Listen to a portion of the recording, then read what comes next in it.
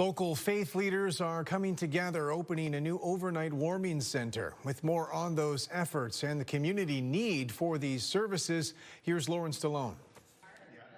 Faith communities across London are working to expand consistent overnight warming centers throughout the winter months. I don't think anyone could have predicted how very cold this winter was going to be. Reverend Kevin George, whose congregation opened earlier this month during extreme cold, says he's seen the need up close. St. Paul's Cathedral didn't have the capacity to do this every night of the week, but we could probably do a couple of nights, and so I reached out to a couple of colleagues. When the opportunity came up for us to be able to partner with Arcade and other churches in the community, they were looking for a space that would be able to be open for our guests 7 days a week, and we were able to provide that. A new warming space is set to open on February 17th at Holy Trinity St. Stephen's Memorial Anglican Church on Southdale Road. We're dealing with so many folks right now who don't have any place to call home, who are struggling and suffering on the streets of our city. This comes after London City Council's approval Tuesday night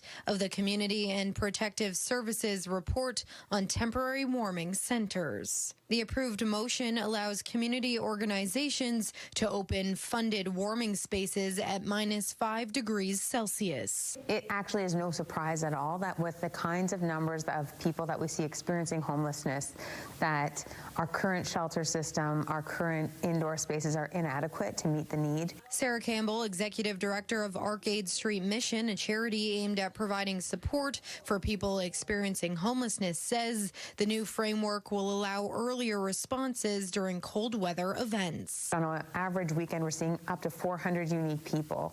And so, yes, we will tell people that this location is there, but more importantly, if people present at our locations and we're full, we'll actually do a warm transfer. We'll send them on a bus or a cab. Campbell says funding adjustments will allow an additional 30 spaces at Holy Trinity St. Stephen's. This area doesn't have a lot of services, and so we're actually hopeful that we'll see new people coming from encampments, new people who are experiencing homelessness find a resource and be able to start their journey towards permanent home. The center will be open daily from 9 p.m. to 8 a.m. until April 1st.